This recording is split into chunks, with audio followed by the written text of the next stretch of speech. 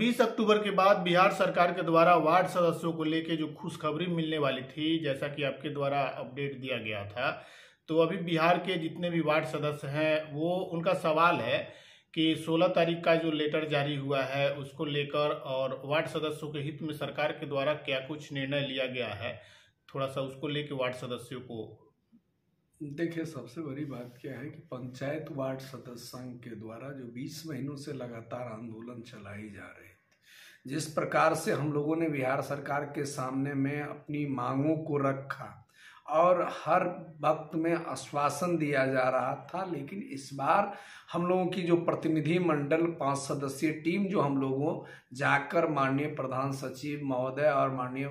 मुख्यमंत्री के सचिवालय से जो हम लोगों की मुलाकात का दौर जारी हुआ, जिसमें यह निर्णय आया कि 20 अक्टूबर, जिस 20 अक्टूबर की निर्णय पूरे बिहार के वार्ड सदस्य ये जानना चाहते हैं कि 20 अक्टूबर को क्या क्या हुआ था और किस प्रकार से होना था। तो मैं आपके चैनल के माध्यम से यह बता देना चाहता हूं वार्ड सदस्यों को कि 20 अक्टूबर को बिहार सरकार के द्वारा यह बताया गया था कि 20 अक्टूबर तक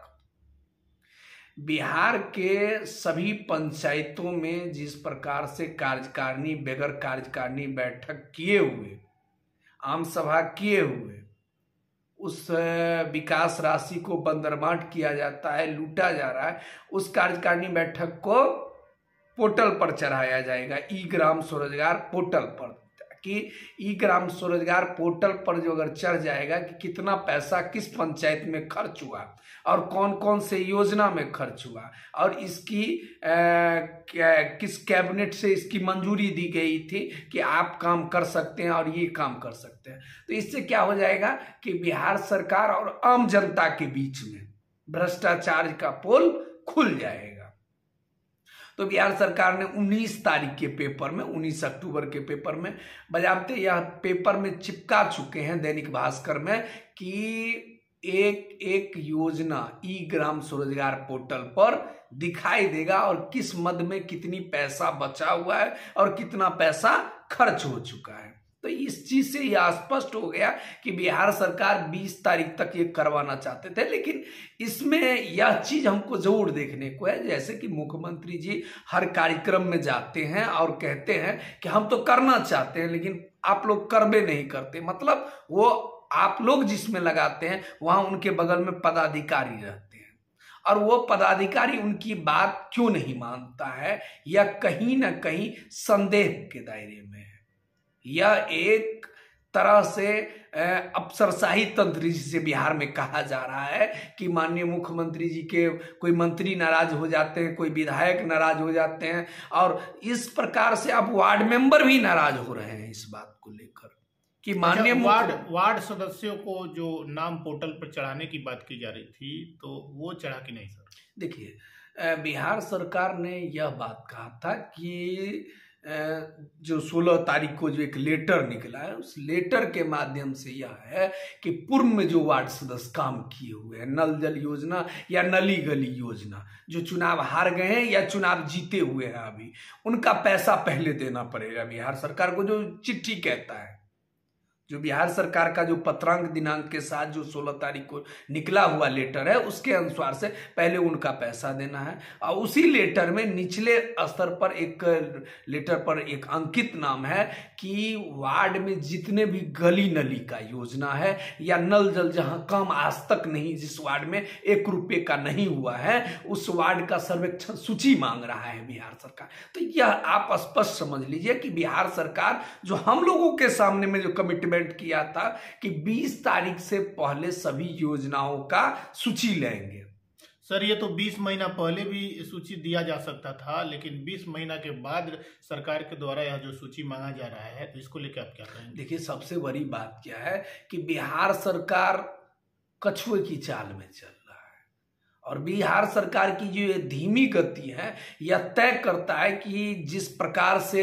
अभी कार्यों में रुचि नहीं रखना पदाधिकारियों का, या कहीं ना कहीं पदाधिकारी भ्रष्टाचारी तंत्र से मिले हुए हैं,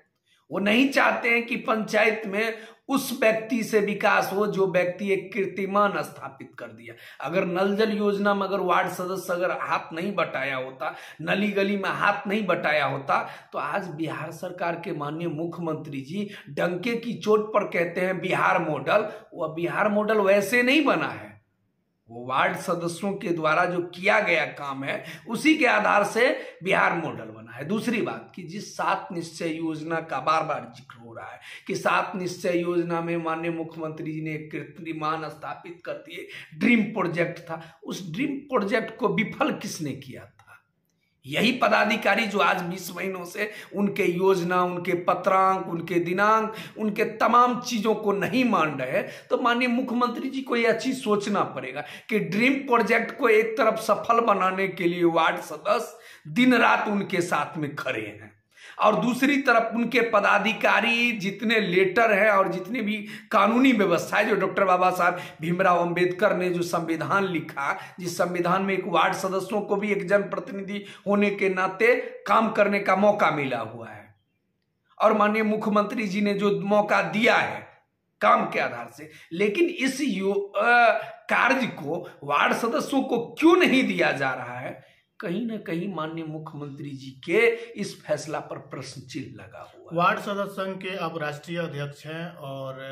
आप अलग अलग राज्यों में जाते हैं, और वहाँ की जो पंचायती राज व्यवस्था है उसके मुकाबला जो बिहार की पंचायती राज व्यवस्था है उसको लेके आप क्या कहेंगे? देखिए, सबसे बड़ी बात क्या है कि बिहार की पंचायती राज व्यवस्था का जहाँ तक बात है, हम लोग 2017 जब हम लोगों को 7 निश्चय योजना पार्ट 1 में काम मिला और बिहार सरकार ने अध्यादेश लाया 2017 में, एक गजट पास किया, उसी के आधार से वार्ड सभा अस्तित्व में आया है। बिहार में लोग इतना इस चीज को जानने की कोशिश कर दी है, इसीलिए इसको नकारा नहीं जा सकता है कि बिहार सरकार के माननीय मुख्यमंत्री जी क्या चाहते हैं। तो लेकिन बिहार सरकार के माननीय मुख्यमंत्री जी का कौन से व्यक्ति से ऐसी गठबंधन बन चुका है कि 20 महीने के बावजूद भी वो कुंभकर्णी नींद से जाग नहीं रहे हैं। दूसरी बात कि आप कह रहे हैं कि अन्य राज्यों में मेरी जो संगठन, तो अन्य राज्यों में मेरी भाग लेने की मुख्य मकसद मैं आपको स्पष्ट आपके चैनल के माध्यम से कर देना चाहता हूं। मैं कीर्तिमान स्थापित करना चाहता हूं भारत में कि वार्ड सदस्यों का अपनी सरकार चलेगी, गांव की सरकार का मतलब वार्ड सदस्य, और मैं इसे स्थापित करना चाहता हूं देश में। अगर वार्ड सदस्यों की सम्मान न मिलेगा या वार्ड सदस्यों के अधिकार नहीं मिलेगा, तो मैं आपके चैनल के माध्यम से कहना चाहता हूं कि मैं अन्य राज्यों में जैसे कि उत्तर प्रदेश हो गया, झारखंड हो गया, केरला हो गया, पश्चिम बंगाल हो गया और हरियाणा हो गया, इन सब राज्यों का जल्द दौरा करने वाला हूं। और जब इन राज्यों का दौरा करूंगा तो उसका मेरा मकसद है कि अगर भारत सरकार और बिहार सरकार अगर पंचायती राज व्यवस्था में वार्ड सभा को हक और अधिकार नहीं देंगे, गांव का विकास नहीं देखेंगे, क्योंकि मैंने स्पष्ट, मेरा नारा है कि गांव का विकास से ही देश का विकास, गांधी जी का सपना पूरा करना है, डॉक्टर बाबा साहब भीमराव अंबेडकर का सपना पूरा करना है, अपने पूर्वजों का सपना पूरा करना है, उन महान क्रांतिकारियों का सपना पूरा करना है जो सीने पर गोली खाकर उस गांव को आजादी दिलाया है। गांव की सरकार है, हम जिस सदन से चुनाव जीत के आए हैं उनका मूल उद्देश्य होता है गांव का विकास करना। हम कोई राजनीतिक दल तो है नहीं, क्योंकि मेरा मकसद है गांव का विकास करना। अगर सरकार नहीं चाहेगा कि वार्ड सदस्य और वार्ड सभा को सशक्तिकरण दे, एक अच्छी पहल के साथ उन्हें अच्छा माहौल में काम करने का मौका दें, लेकिन अभी जो जैसे कि केंद्र सरकार के द्वारा भी पंचायती राज व्यवस्था पर विशेष ध्यान नहीं दिया जा रहा है। हालांकि योजना तो बहुत सारा निकल रहा है, लेकिन जमीनी स्तर पर जब देखा जाता है तो योजनाओं पर भ्रष्टाचार हो रहा है। 10 रुपया ऊपर से आता है तो नीचे 2 रुपया तक पहुंच पाता है। देखिए, पंचायत जनप्रतिनिधि किसी राजनीतिक दल का नहीं होता है, क्योंकि यह आप स्पष्ट समझ लिए कि मैं किसी के सिंबल पर नहीं जीत गए, इंडिपेंडेंट मतलब निर्दलीय हम लोग जीत के आते हैं। इसीलिए आपके चैनल पर इस चीज को हम लोग खंडन करते हैं, क्योंकि हम लोग किसी भी राजनीतिक दल के सदस्य नहीं है। दूसरी बात कि हम गांव की सरकार चलाने वाले व्यक्ति हैं। हमारे लिए जितना बीजेपी, कांग्रेस, आरजेडी,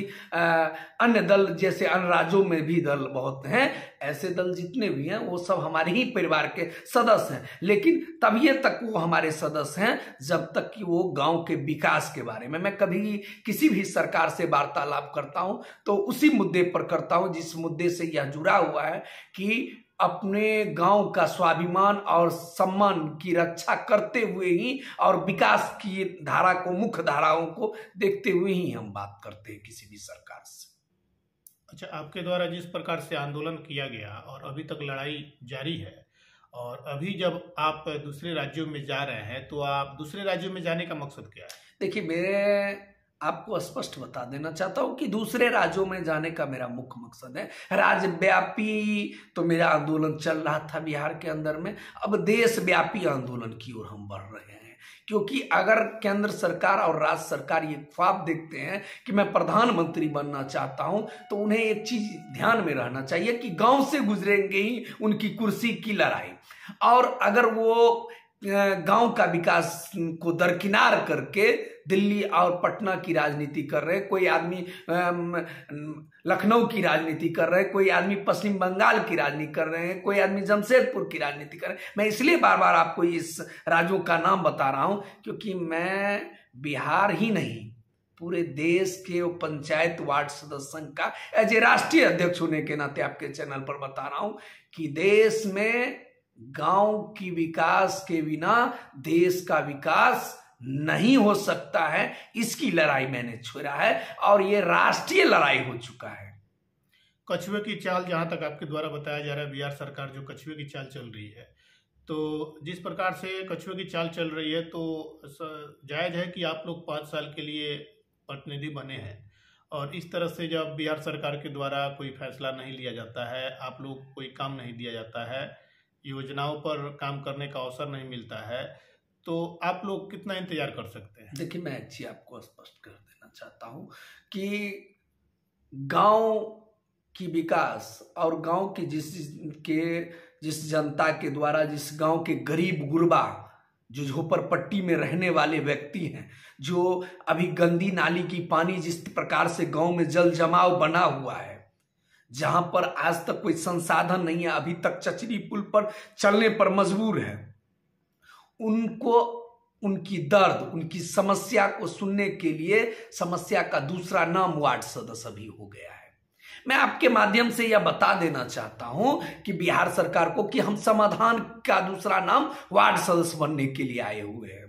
अगर 2 साल मेरा गुजर गया है, आपके चैनल के माध्यम से बता देना चाहता हूं कि मैं ज्यादा समय नहीं लेना चाहता हूं, और किसी मीडिया चैनल पर मैं ये सब बात कहने के लिए इसलिए नहीं तैयार होता हूं क्योंकि हम लोग संघर्ष करने के लिए आए और गांव का विकास की सपना और साकार करने के लिए आए, करने के लिए आए हैं। हम विकास के लिए आए हैं चुन के, और जनता का आशीर्वाद से आए, किसी के द्वारा मनोनीत सदस्य नहीं है। हम जनता के आशीर्वाद से, वोट से चुनाव जीत के आए हम। अभी वर्तमान में जो वार्ड सदस्य चुनाव जीत के आए हुए हैं, उन लोगों को कोई योजना पर काम करने का अवसर नहीं मिला है, और उनके अंदर एक और सवाल है, वो जानकारी लेना चाहते हैं कि वो जो प्रतिनिधि बने हैं उनका हक अधिकार क्या है, उनका पावर क्या है, तो थोड़ा सा वार्ड सदस्यों को देखिए, सबसे बड़ी बात क्या है कि बिहार सरकार के द्वारा जो सरकारी ट्रेनिंग दिया जाता है या बुकलेट दिया जाता है, उसको स्पष्ट तरीके से नहीं दिया जाता है, या कोई लेटर बिहार सरकार या भारत सरकार द्वारा जो आवंटित होता है वो वार्ड सदस्य तक नहीं पहुंच पाता है। या बिहार सरकार की और केंद्र सरकार का सबसे बड़ा नाकामी है कि हम लोगों के प्रतिनिधि तक वो चीज नहीं पहुंच पाता है। दूसरी बात कि आपने कहा किस किस योजनाओं पर, जैसे कि मैं आपको बता देना चाहता हूं, विद्यालय शिक्षा समिति हो गया, आपको बाल विकास परियोजना हो गया, जन वितरण प्रणाली हो गया, और वार्ड क्रियान्वयन प्रबंधन समिति खुद एक सदन है, जैसे लोकसभा, विधानसभा, ग्राम सभा और वार्ड सभा। तो वार्ड सभा भी एक सदन है। और कहिएगा कि वार्ड सभा का क्या अधिकार है, आप ये हमारे वार्ड सदस्य बहुत पूछते हैं कि वार्ड सभा का क्या अधिकार है। तो वार्ड सभा का यह अधिकार है कि हम जब तक अपने वार्ड का योजना चयनित नहीं करेंगे, अपने वार्ड का एक एक योजना को देंगे नहीं, हाँ हमारे वार्ड सदस्यों को यह भी दिक्कत आ रहा है कि हमारे वार्ड सदस्य किसी कार्यकारिणी बैठक में दस्तखत नहीं करते हैं, हमारे वार्ड सदस्य कोई वार्ड सभा नहीं करते हैं, और वहां के उस पंचायत के जो कर्ता धर्ता जो अपने आप को हिटलर शाह समझते हैं, जिनको हम लोग पंचायत के अंदर में मुखिया जानते हैं और अन्य राज्यों में प्रधान के रूप में जानते हैं, मैं स्पष्ट आपको कह देना चाहता हूं, ये वही लोग हैं और ये वही विचारधाराओं को चला रहे हैं जिस तरह से अंग्रेज की नीति चला करता था, हिटलर का नीति चला करता था, फूट डालो और राज करो। इस अभियान को इसलिए मैं आपको दोहरा रहा हूं आपके चैनल के माध्यम से, क्योंकि कहावत है कि लोकतंत्र में संख्या बल के आधार से सदन चलता है। तो जब हम 15 वार्ड मेंबर हैं, आपके पास में एक वार्ड मेंबर भी नहीं है, और तब भी आप करोड़ों रुपए की उस योजना का निकासी करके लूट रहे हैं, तो कहीं ना कहीं बिहार सरकार और केंद्र सरकार का हाथ आपके ऊपर है। उस भ्रष्टाचार में केंद्र सरकार और राज्य सरकार विलिप्त है, जिसके तहत में मैं आपको स्पष्ट कह देना चाहता हूं कि बिहार सरकार और केंद्र सरकार के सामने में बिहार की एक एक वार्ड मेंबरों ने जांच प्रक्रिया की मांग कर चुका है, जिसको बिहार सरकार करवाने की वादा कर चुका है। जो हम लोगों की 5 मांगों में एक मांग यह भी था कि हम 19 तारीख के पेपर में जिस प्रकार से देखा कि इसको पोर्टल पर डाल देंगे, तो जब पोर्टल पर डाला जाएगा तो उस योजना का जांच अनिवार्य हो जाएगा। दूसरी बात कि आपने स्पष्ट कहा कि वार्ड सदस्यों का क्या अधिकार है, क्योंकि सांसद विधायक और मंत्री जी के पास में आप जाइएगा तो कहते हैं क्या, जो निचले पौधाम पर सबसे निचली कड़ी जो है वार्ड सभा, वही सब कुछ करते हैं। यहां मैं आपको बता देना चाहता हूं, वार्ड सदस्यों को 20 महीना हो गया, 1 रुपए का विकास राशि नहीं मिला है। दूसरी बात, क्या मेरा अधिकार है? तो मेरा अधिकार यह है कि अपने पंचायत के जो फर्जी कार्यकारिणी बैठक हो रहा है या अपने हिसाब से बंदरबांट रुपया किया जा रहा है, अगर हम लोग लिखित देकर बिहार सरकार और केंद्र सरकार को देकर इसकी जांच करवाएंगे तो आज न कल इसका जांच अनिवार्य होगा। रही बात कि 20 महीना गुजर गया, अभी तक बहुत वार्डों में प्रभार भी नहीं मिला है, बहुत जगह सिग्नेचर चेंज भी नहीं हुआ है। यह एक दुर्भाग्य का विषय है। इसलिए दुर्भाग्य की विषय है कि अगर प्रधानमंत्री और मुख्यमंत्री और सांसद विधायक का चुनाव परिणाम आ जाए या कोई दूसरा सांसद जीत जाए, कोई दूसरा विधायक जीत जाए, क्या उनका सिग्नेचर चेंज नहीं होगा? उनका सिग्नेचर 24 घंटा के अंदर में चेंज होता है। ये इसलिए नहीं चेंज करवाया जा रहा है, इस पर इसलिए जोर नहीं दिया जा रहा है क्योंकि बिहार सरकार और केंद्र सरकार की एक नीति रही है कि अगर, क्योंकि नीति ये नहीं रही है, ये पूर्व की कहावत भी है और उस समय के एक प्रधानमंत्री जी कहे भी थे, जो राजीव गांधी जी लाल किला के उस पवित्र स्थल से कहे थे कि गांव को 100 रुपया भेजा जाता है, 1 रुपया भी नहीं पहुंच पाता है। यह बात सत्यता है, इसको कोई नहीं नकारा जा सकता है। पटना और दिल्ली की सरकार भी वही काम कर रहा है, 100 रुपया भेजता है और 100 रुपया रिटर्न इन्हीं के वो टेबल के नीचे वो कमीशन समझिए, घूस समझिए और भ्रष्टाचार समझिए, इन सभी की गाथा ये लोग जननी बन चुके हैं और वो पैसा को बंदरबांट। इस हिसाब से आप बोल रहे हैं कि इसकी जांच होनी चाहिए और जांच करना जरूरी भी है, तो अगर इसकी जांच शुरू होती है तो क्या लगता है बिहार सरकार इसकी जांच करा पाएगी? देखिए, सबसे बड़ी बात क्या है, मैं एक चीज आपको बता देना चाहता हूं कि केंद्र सरकार कहता है सबका साथ सबका विकास, सबका स्वाभिमान सबका विश्वास। तो वार्ड सदस्यों को केंद्र सरकार पर विश्वास नहीं है, अगर वो जांच नहीं कराएंगे तो विश्वास मुझे नहीं है। दूसरी बात कि आप राज्य सरकार पर कही, क्योंकि मैं बिहार की बात पर अभी आपसे चर्चा कर रहा था और आप मुझसे बिहार के बारे में ही प्रश्न पूछे हैं कि राज्य सरकार चर्चा इस पर जांच करवा, तो किस चीज का सुशासन, किस चीज का अपने आप को न्याय, किस चीज का अपने आप को एक बड़ी चेहरा? अगर आप जांच नहीं करवाना चाहते हैं या न्याय की बात नहीं करते हैं तो हमें आपकी शासन में न्याय का उम्मीद तब नहीं होगा। अगर जांच नहीं आप करवाते हैं तो, अगर जांच करवाते हैं अगर निष्पक्षता के साथ, मैं बिहार सरकार को ये वादा और स्पष्टता के साथ कहना चाहता हूं कि 99% पंचायती राज व्यवस्था में जो भ्रष्टाचारी हैं, अगर वो जांच कराते हैं तो वो जेल के सलाखों के, वो तिहाड़ जेल तक पहुंच जाएंगे। आप लोगों को अधिकार प्रभार नहीं मिला है, जिसको लेके आप लोग बिहार सरकार का विरोध करने में लगे हुए हैं, और जिस प्रकार से आप अलग अन्य राज्यों में जा रहे हैं और वहाँ पर भी अलग अलग संगठनों के द्वारा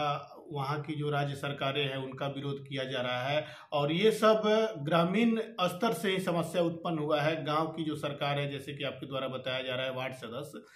तो क्या लगता है इस तरह से अलग अलग राज्यों से जब विरोध किया जा रहा है तो ये कहीं ना कहीं केंद्र सरकार पर भी असर कर सकता है? देखिए, ये स्पष्ट है कि 2024 का जो रोड मैप है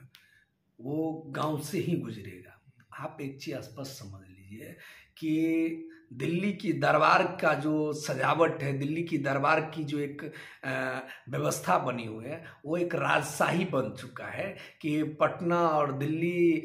में ये गिनी जा रही है कि 40 सीट बिहार में, उत्तर प्रदेश में 80 सीट, ये दोनों हमें मिल जाएगा। ये यहाँ पर 17, यहाँ पर 22, यहाँ पर 28, यहाँ पर 24। मैं बिहार सरकार और केंद्र सरकार को यह स्पष्ट कह देना चाहता हूँ कि इस बार का आपका सफर अच्छा नहीं होने वाला है, क्योंकि आपने गांव की उस